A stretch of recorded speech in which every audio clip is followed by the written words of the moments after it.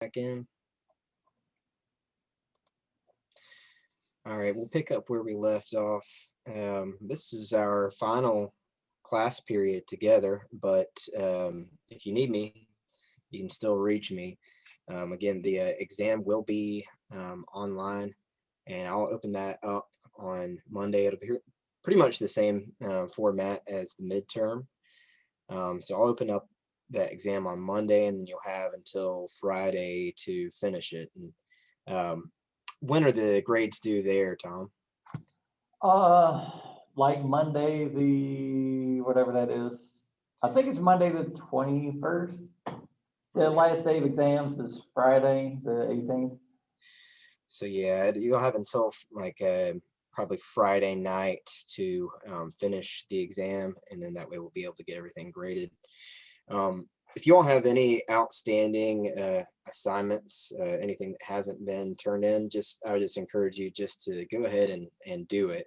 I've got almost everything that's been turned in graded now. So I'll finish that up today.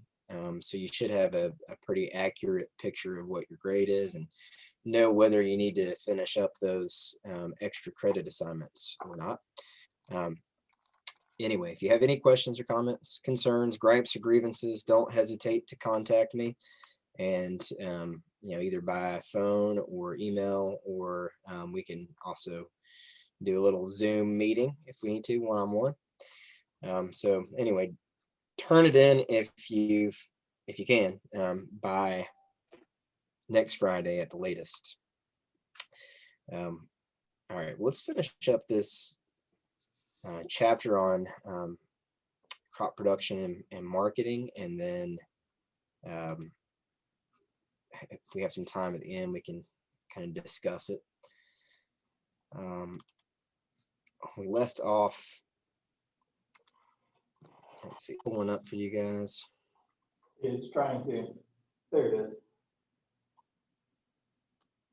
Okay. So we left off actually talking about on the next slide, talking about the post-harvest deterioration. But I just wanted to come back here and mention something about the how you harvest the plant really depends on how you market it. So in this slide, we're kind of looking at what plant parts you harvest and what the stage of development kind of regularly harvested at. But seeing a lot of people, try to harvest kind of the baby versions of the crop because they take less time, and in some cases they sell better, especially if you're selling to restaurants. So if any of you are interested in growing produce for sale to like a restaurant, maybe consider doing like baby carrots or baby squash. It's kind of the same deal, except it's just an even more immature version of the crop itself. And sometimes that goes over really well. So, all right. So we talked about the deterioration, and just recognize that really it's at its prime when it's harvested. After you harvest something, it immediately begins to deteriorate. The vitamins and nutrients will start to degrade. Starches will start to degrade as well. Sugars will start to turn into starches in most cases. So it's best when you harvest it. If we can limit any harvest damage, then a lot of times we can limit loss of crops, when it gets into the stores or before you can actually get it to the consumer, whether it's in storage, if you harvest it just perfectly. So again, really it just causes you to know your crop intimately, which is why we did that crop project. Hopefully you all know those crops that you covered intimately, as well as those crops that other students covered as well. All right, so one good instance of deterioration, I think an example to look at is just grain crops. And how kind of the way that we bred the crops. And this goes back to really the beginning of agriculture. It was selected for a variety that held on to the seed so that you could harvest the whole stem and then separate it from the plant itself. And that process of separating the grain from the rest of the plant is called, well, first it's harvesting, but then the grain from the stem is threshing. And that is a kind of forceful process and does cause some damage. So that in and of itself can lead to some post-harvest deterioration. And sometimes there's just not a good way around it. Because through harvesting, we tend to actually do some damage to the plant. Sometimes it is unavoidable. So just try to minimize it as much as possible. I think keeping harvesting tools and implements clean is one particular way. Something that we might not always think about in the agriculture world, but this is just an example of flowers or plants and how we'll try to protect them during shipping. I think all agricultural crops have some issue in their shipping. You have to kind of have a specialized way of packaging them if you are going to ship them, or even just storing them. The packaging and storage is just as important as growing the crop itself, because you have to keep it intact until you get it to the end consumer. So when we think about harvest, packaging, handling, we need a good system to try to minimize the damage to the crop itself, the product. If we think about seeds,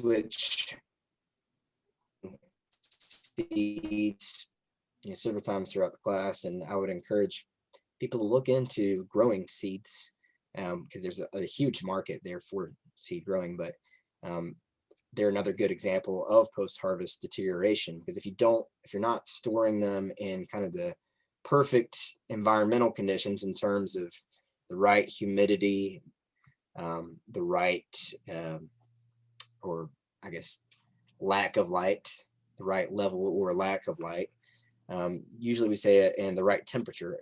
Usually we say a cool, dark place for seeds is best, and dry, cool, dark, and dry. Otherwise, seeds will lose their ability to germinate over time, because they are really alive. It's a living part of the plant, and there will be some changes in the cell structure and the genetic material within that seed. We have chemical changes as well that can develop kind of off flavors and make products less desirable, or uglier in some cases. And one example of those would be sprouting of things like potatoes and onions, where if they have things like, well, in some cases it's just the plant getting ready to, it wants to go back into the ground.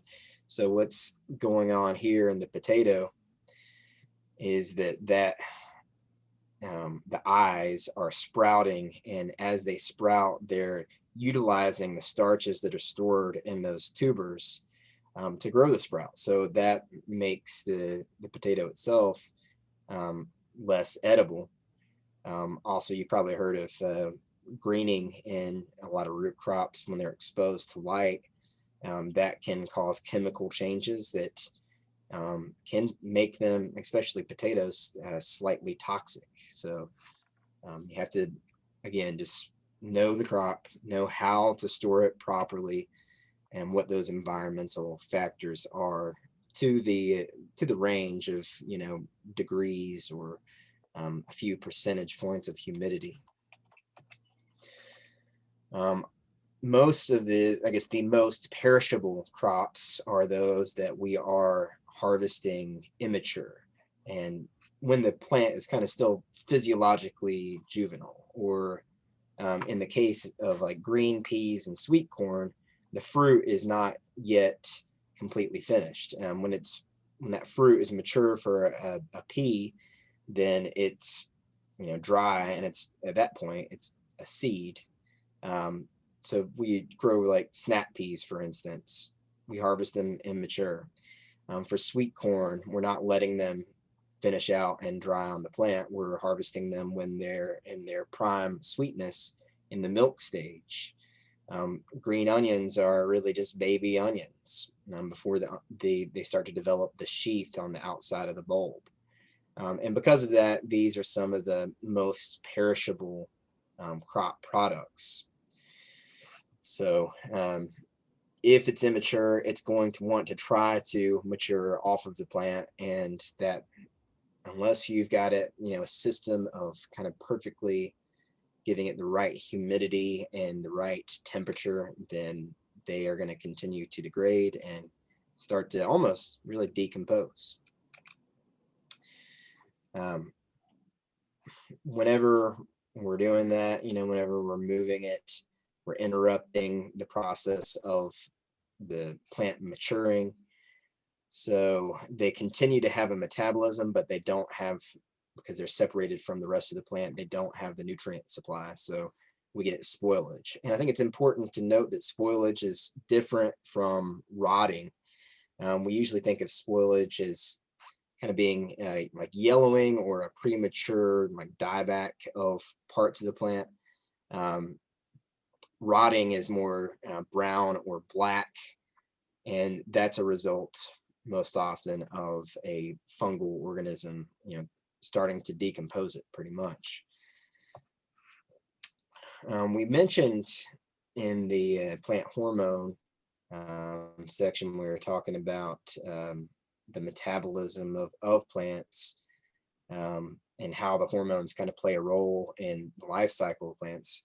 I mentioned ethylene and how it will kind of cause various effects in plants, but usually an after ripening or a continued ripening of plants. And I think the biggest thing with ethylene, it is a gas that's naturally produced by these plants. You want to keep it away from ethylene sensitive products. So you have potatoes near apples, for instance, it will cause potatoes to sprout or onions to sprout. It'll cause cut flowers to drop their petals. So just keep that in mind as well.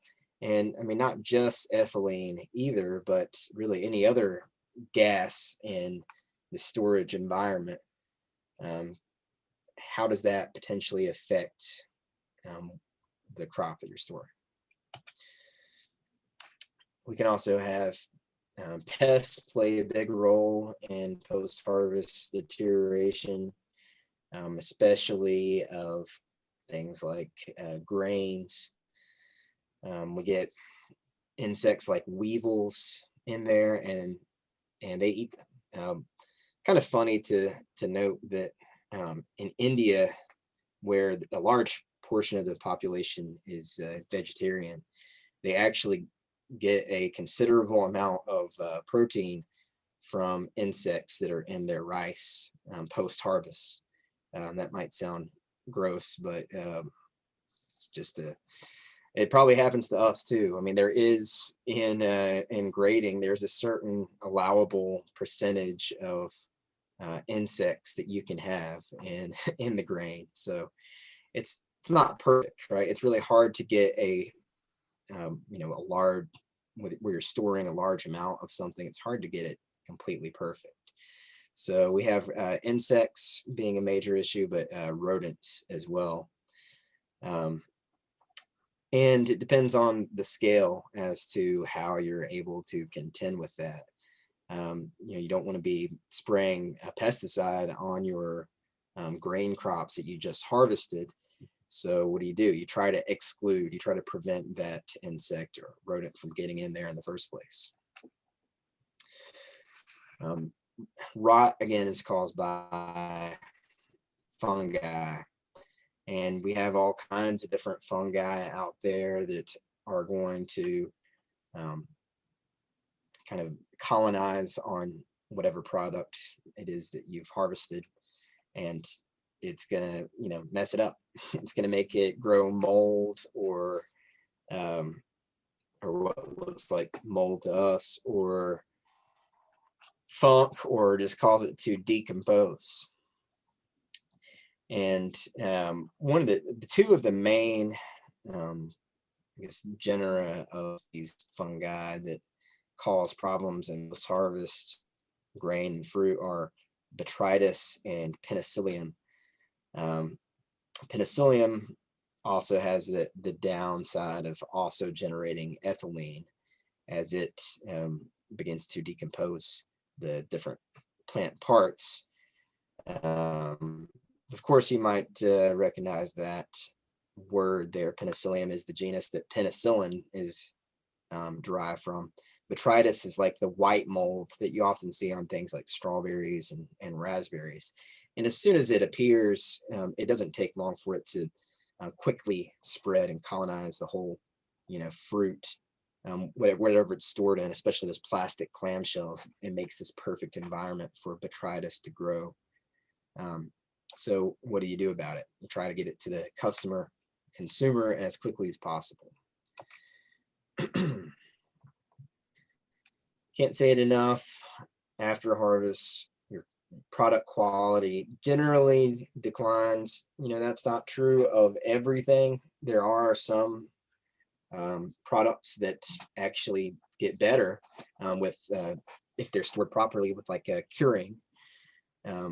But in general, almost everything is going to decline.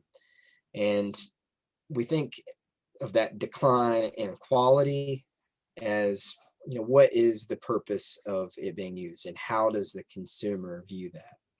So for most of the crops, we have quality standards that are set by the USDA and some other kind of third parties. Basically set what those standards are for size, shape, color, and provide some kind of threshold for how much damage or how many blemishes it can have to be within a certain grade. And again, in your crop projects, you guys looked at these for the crops that you covered. So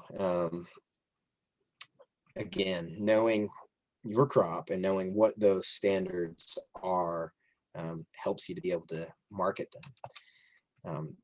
To a certain extent, that also reflects nutritional content, but not always. Sometimes it's just more like what the consumer wants to see. And I'll be honest with you here, I think some of those USDA market quality standards are kind of stupid. But that's what we've got. One for instance that I think of is the bell pepper. I think to be a grade A bell pepper, it's supposed to have, I think it's 3 lobes. But a pepper with 4 lobes is, I think, just as beautiful. I mean, why does that cause it to be a different grade? I don't know. It makes it a second grade, something other than grade A, and then usually it gets less of a price. So USDA standards are, mostly if you're selling through a middleman and a distributor to, say a different market, grocery stores, for instance, or a large scale distributor. It's not as big of a deal if you're direct marketing.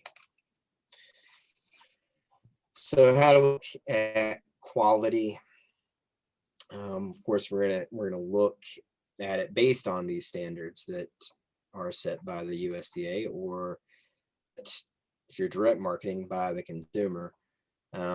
Part of it we look at just being the nutritional quality itself, and of course, federal law requires any food packaging to have the nutrition facts on there so that the consumer knows what the nutritional information is of it. However, again, these nutrition facts don't always really serve the consumer or the producer, I think. mean, take a head of lettuce, for instance. It's when we look at these nutrition facts, all the kind of main standards, there's really not much there because it's mostly water. But when we look at the vitamins, there might be quite a bit more. So I think the nutrition facts are good in some cases for the consumer, but they don't always lead to the best decisions. So another issue, because of the quality standards and really what we look at now as, and I keep saying that it's coming. I'm surprised that it's not yet 100% required, but the gaps, the good agricultural practices, it's kind of a certification process. And mostly we're looking at kind of food safety on that front. But I think what was a precursor to the gaps was just, kind of production standards. And one of the things that they put in early was a tolerance for pesticides. So in general, most crops, we're avoiding any pesticide use past a certain time before their harvest. So because of that, pesticide poisoning from commercially produced food is virtually unknown. Now, there are some residues that are found and are tolerated, and some people don't like that, and it gets kind of some bad press as a result. But in terms of an acute poisoning, there's I don't know of any cases out there. I'm sure there probably are a few, but a handful out of the millions of, if not billions of pounds of produce that have been sold over the years. However, we can get lots of harmful organisms into the food supply, and that's really what the current good agriculture, the best practices are looking at. And the big ones are E. coli and Salmonella. And both E. coli and Salmonella are usually not harmful organisms. I mean, they're kind of floating around. E. coli is actually naturally occurring in our bodies. It's when it gets out of your body and on food that it's a problem. So E. coli is generally coming from tainted irrigation water. Salmonella can also come from tainted irrigation water, but it's just usually due to incorrect storage of produce. I think E. coli is probably the most common, and that's what most food poisoning comes from. And that could be either from someone not properly washing their hands that is preparing products, or more common, it comes from usually someone using the bathroom near or in an irrigation ditch. And then that water gets sprayed onto the plants, and that's the E. coli will kind of hide in the crevices. And even if you clean it really well, you can, especially on things like romaine lettuce or green onions, it's really easy for that these fungi and bacteria cells to kind of hide. Then you eat it and then you get sick. So it's gross, but it happens. So how do we usually through kind of tracking of the produce, try to prevent it from sanitary practices, and we try to control it usually by through recalls. And one of the good agricultural practices is that you have a good tracking system of your produce. You know exactly what plot it came from in your field, and it will cause, in some cases, distributors or farms to recall things that came out of that field once it is tainted. So the other thing about quality is, again, what the consumer considers quality. And these kind of subjective attributes we call kind of hedonic attributes, which, how does it look? What is its form, its shape, its color, its size? How does it smell? It's not always necessarily eating quality, but it's what the consumer thinks affects the eating quality. Probably the reason that the three-lobed bell peppers are what we want to see in the supermarket is because that's what the consumer expects. Doesn't necessarily change the quality. It's just that's what we think it should look like. So we have lots of crop losses because of this. Really high, or I think kind of out of touch consumer standards. And like thinking about apples, for instance, um, fly speck is a common fungal problem on apples, that it literally just looks like almost like a bunch of little stipules, like someone took a pin and just put like little spots on the apple. That fly speck doesn't affect the quality of the apple whatsoever, but it is not tolerated at all in kind of commercial apples. It would cause it to grade differently. So anyway, just throw that out there. We want things to be perfect, and that causes more crop product losses. And hopefully those standards will change. Have seen some, I guess there's a wholesaler of produce, of ugly produce, and I've seen a lot of programs where people are trying to sell are buying seconds from farmers and selling them at a cheaper price. Our local grocery store, Food City, has one of these like pick 5 things where it's like 5 different things for $5, and it's all the seconds. So I think it is getting out there, but the consumer standards are a point where we lose a lot of produce. So how might we prevent some of these losses? How can we treat it differently to make sure that it has the right hedonic quality, but also the right kind of just standards? It's meeting the mark. So first, there are the best practices, those specific measures that we take to maintain that quality of the product from the time of the harvest until the time it reaches the consumer. So for some crops, we can see a curing period, which will allow any wounds that happen during harvesting to heal. Potatoes, sweet potatoes, onions, winter squash, all of that has a curing period. And if you do it properly, then that will prevent further pest damage. We also look at the proper moisture content or sugar levels for particular crops for harvesting them just at the right moment, especially for seed or grain crops. We want very low moisture content. And if it is higher than a certain percentage, if we kind of go over it and put a sensor in there, then we'll use hot air to dry them.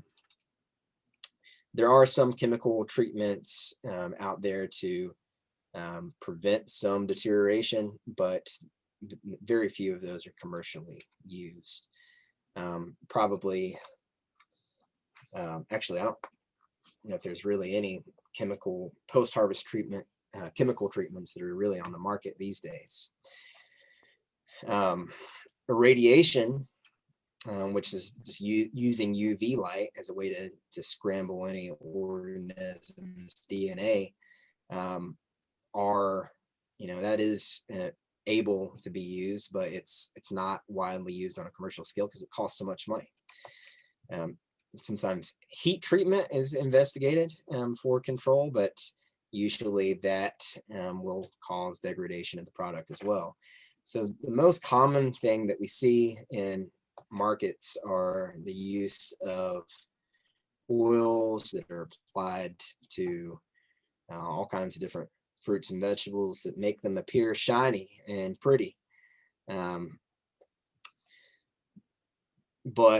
one of the bigger issues of that, the bigger things that it does is that it's not just making it look pretty, it's reducing water loss, reducing respiration that drives that metabolism of the plant.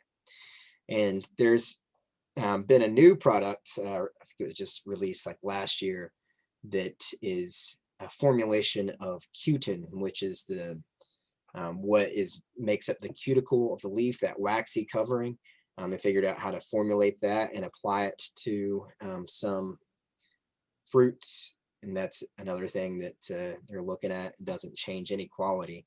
The edible oils or waxes don't, I mean, I don't know if they really change the quality all that much, but if you've ever eaten an apple out of season, then you've experienced that.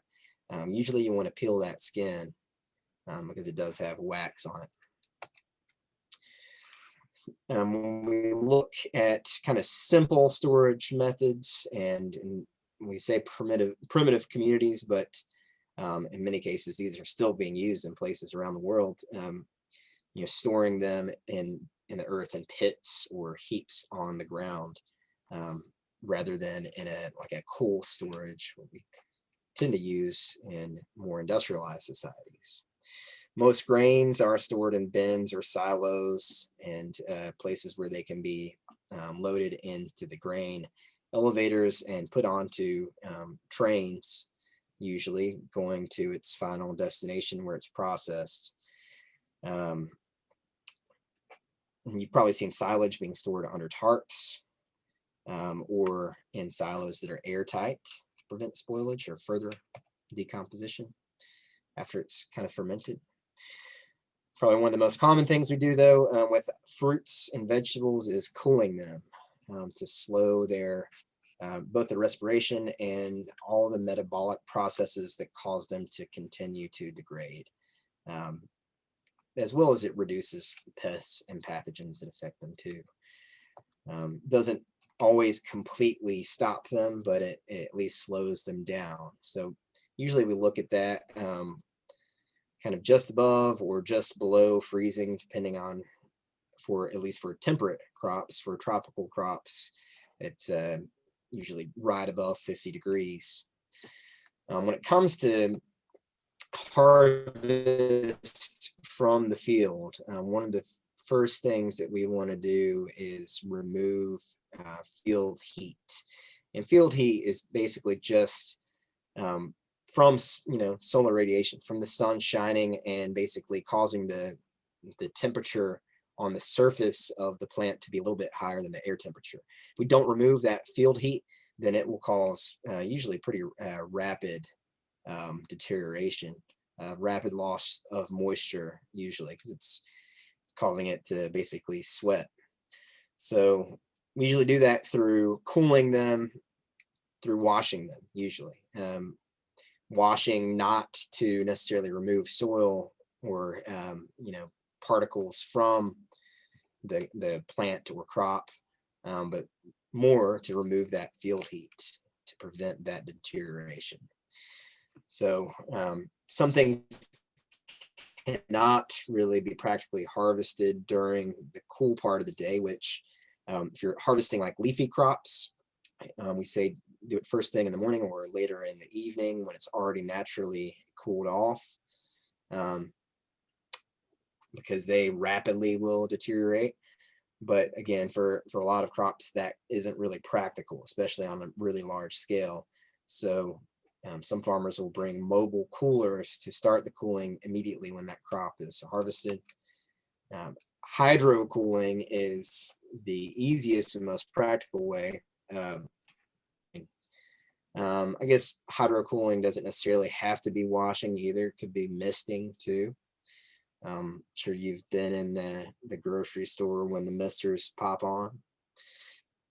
Kind of the same deal. They're trying to keep it at that correct moisture level and lower temperature so that they don't continue to metabolize. We can do cooling rooms. We can also do forced air cooling in place, and forced air cooling can also help to prevent the spread of pathogens other than what you might think. Um, we can also use ice for cooling. Broccoli is probably one of the most commonly iced crops, which can be costly, and that's probably why broccoli costs a little bit more than some other produce. There's also vacuum cooling, where we have these large vacuum machines, where once we have it kind of packaged and palletized, we'll throw it through there, kind of using a latent heat to lower the temperature. That's through pumping. Again, you're only probably going to see that on a large scale. So usually we see that more on fruits and vegetables. Some of the leafy crops, they can use vacuum cooling for, but we're going to spray it with water first to minimize that problem.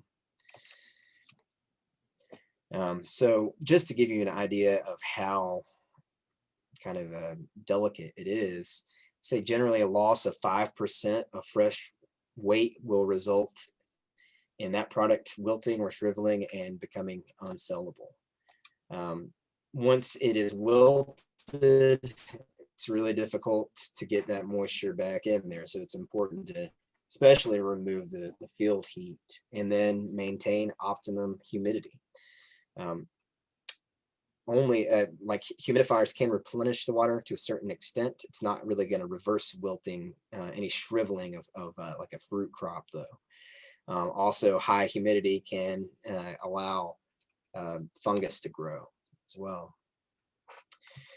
Dehydration is a way to preserve many crops. So I mean, kind of moving in this case away from kind of what we generally do to what we might do to further preserve a crop.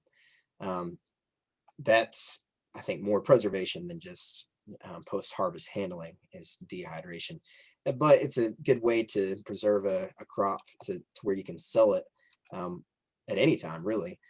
So we can do that through solar drying, which will cause any decay-causing organisms not to be able to grow once that moisture level gets to 10 to 15%. And there are some common crops that we do that with, sometimes even on the plant. Sun-dried, I mean, apples, apricots, currants. Probably the most common thing, though, is grapes being dried for raisins, or plums for prunes. We also do forced air dehydration when solar drying is not practical, or in those climates that it's prohibitive. And that's around 140 up to 160 degrees, usually at least overnight, sometimes several days of that temperature. Well, this is what your kind of standard dehydrator does. And that's great for, mixed vegetable meals. We did that with some backpacking meals this year, worked out really well. There's also freeze drying, which puts in practice the art of sublimation, where water doesn't turn into ice, it turns directly into a vapor, which is expensive, but there are some freeze-dried products out on the market that people do like. They cost a little bit more, but that's one way of preserving your products. We also just try to modify and control the atmosphere for storage to that perfect point. So these dehydrators that are pictured here are not necessarily actually like dehydrating it for preservation. They're just keeping that humidity level perfect, usually by exchanging nitrogen for oxygen in a sealed storage room, because they don't really need much oxygen to remain healthy. And at a low oxygen level, pathogens are not able to grow. They can still exist, but they're not able to continue to develop. So again, this is expensive, but some growers will do that as well. We look at canning, a great way for post-harvest preservation. And really, we think of canning as preservation, but it's also using a heat treatment to destroy any spoilage organisms. And then we pack them into airtight jars so that nothing can get in there. There's all kinds of different canned products out there, and different ways to do it. We use sugar and pectin to make things like jams and jellies. We also process with salt or brine to make pickles, or we might even ferment things, use that kind of naturally occurring fungus, the lactobacillus out there, to produce lactic acid, which is, I think, kind of an interesting process. It's lower tech in a way, but it requires a knowledge of biology. And fermented foods like sauerkraut or kimchi are, I think, getting more popular. So that's one way of preserving foods, because that lactic acid will prevent the growth of organisms as well. We talked about ethylene before. Again, it is a plant hormone that generally will negatively affect those crops that are sensitive to it. But if we have some fruits that are the climacteric fruits, those that can ripen off of the plant, the ethylene will help those to finish ripening. So you can harvest a green tomato and ripen it off the plant using ethylene. Those climacteric fruits, though, do give off ethylene, so they have to be kept away from anything that's sensitive to ethylene. All right, so real quick, we'll talk about some marketing. And once you've got it harvested and stored well, you still have to be able to market that product to get it into the hands of the consumers. And we think of our kind of more primitive societies, they had little or no marketing, because everybody was kind of part of the food production process and they didn't really need to. But as we developed kind of barter systems and money exchange, then there are less people involved in the food production system, and we needed to figure out ways to market it, to get it to those people. So today, producers concentrate on growing products that are best adapted to their particular area, soil, and climate, and then distribute them locally or regionally, nationally, or even internationally, global distribution. Especially with e-commerce, we're seeing more and more of that. So it's changed. That paradigm has changed, where we're able to sell products around the world, which requires a really kind of a advanced and detailed marketing system. Some of the, I guess, current marketing strategies that are, and especially I think there's a lot of this in the era of COVID, there's more kind of local marketing, especially as the understanding of the need for sustainability increases.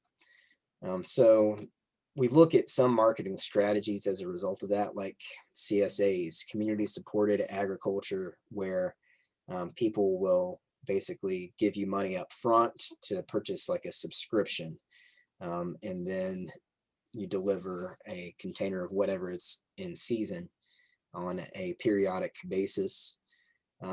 We used to run a CSA, and it was a very rewarding, if sometimes maybe a little risky too, because if you didn't have enough to fill up the box, then in some cases we had to actually buy produce from someone else. So if you ever decide to do a CSA, biggest piece of advice I can give you guys is to do a good contract, make a well-written contract.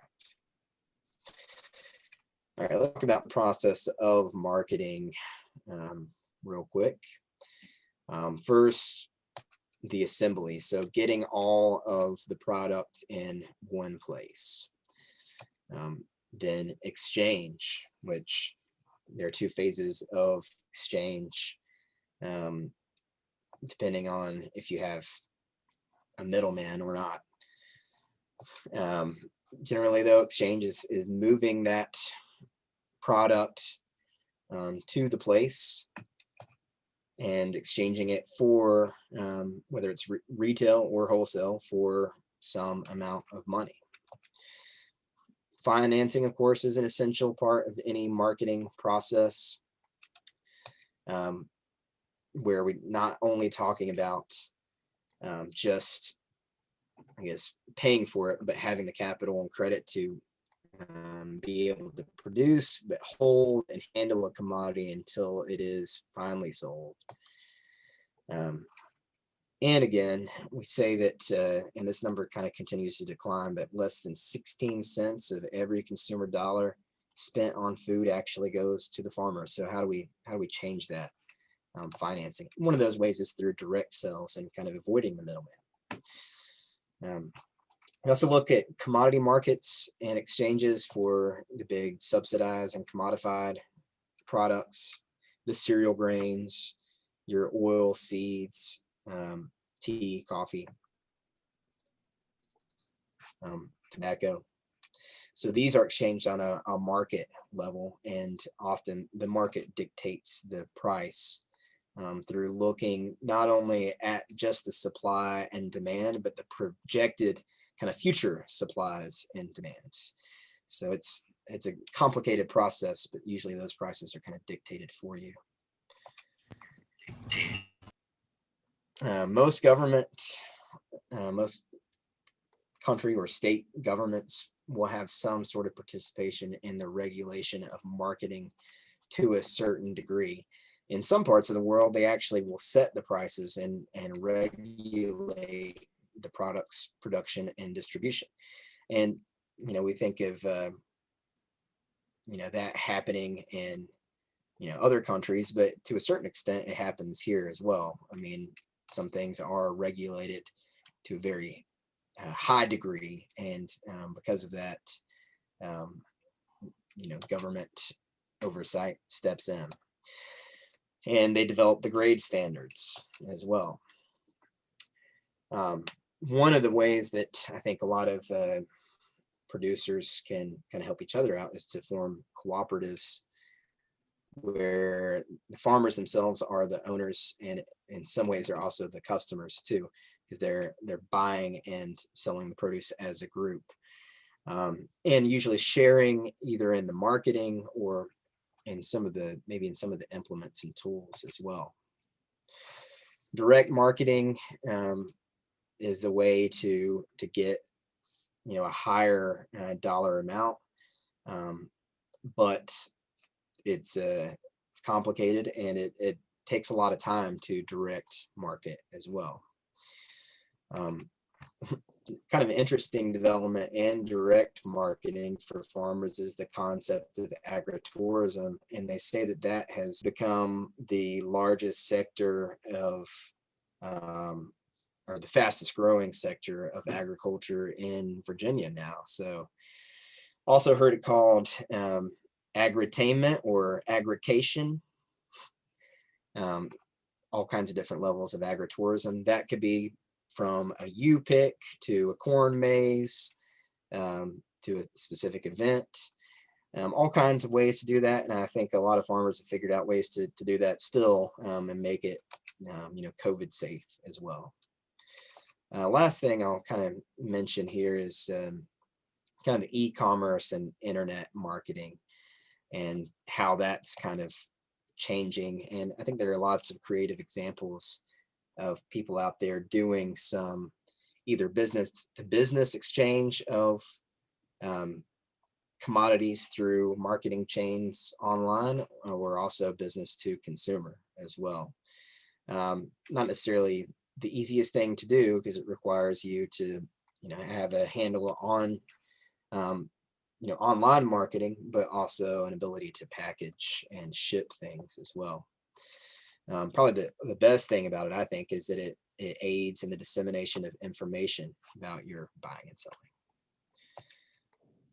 All right, we kind of already talked about storage And of course, that is part of the necessary in all stages of the market, or most stages of the marketing sequence as well. So on that note, I think we've covered everything there in chapter 16. Does anybody have any questions, comments, or concerns?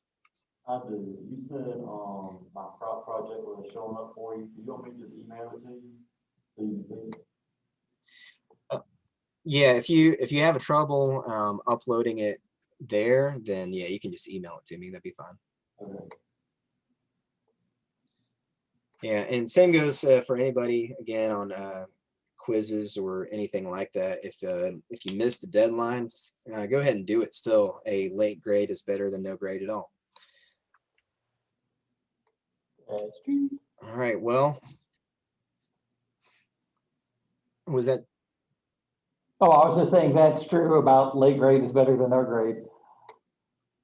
Oh yeah. Thank you. Well, it's been a pleasure having you all in class virtually here.